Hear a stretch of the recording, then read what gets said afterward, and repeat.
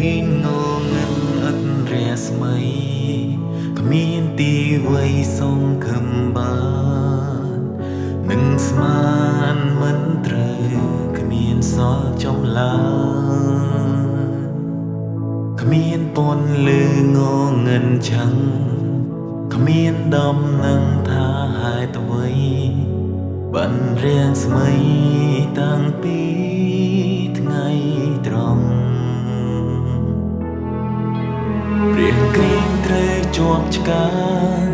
ទ្រមកាយយ៉ាងវេទនីទ្រង់ស៊ូរងក្រំគ្រាអង្គច្រើនមកលោហិនបានហូរចូលជួមនូលងដែលមានបានធ្វើនៅកាវារីរសៀម៉ោង3មុនរលន់ធនជីវិតកាស្រែកពេញទីទ្រង់មានជ័យចំណាទ្រង់រឡើងវែងជួយយើងឲ្យរួចពីបាតកម្មក្រាទ្រង់មិនផ្លាមិនទ្រង់ឈ្នះលើក្តីស្លាប់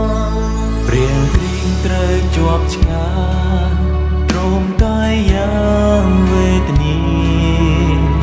ទ្រង់ស៊ូរងក្រំគ្រាអង្គច្រើនមកលោហិនបានហូរចូលជួមនូលោកដែលមានបានធ្វើនៅកាវារីរសៀម៉ោង3មុនរលន់ធនជីវិតកាស្រែកពេញទីទ្រង់មានជ័យចំណាទ្រង់រឡើងវែងជួយយើងឲ្យរួចពីបាតកម្មក្រាទ្រង់មិនផ្លាមិនទ្រង់ឈ្នះលើក្តីស្លាប់រសៀម៉ោង3មុនរលន់ធនជីវិតកាស្រែកពេញទីទ្រង់មានជ័យ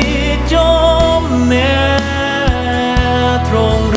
ឡើងវែងជួយយើងឲ្យរួចពីបាតកម្មក្រាទ្រង់មិនផ្លាមិនទ្រង់ឈ្នះលើក្តីស្លាប់ទ្រង់មិនផ្លា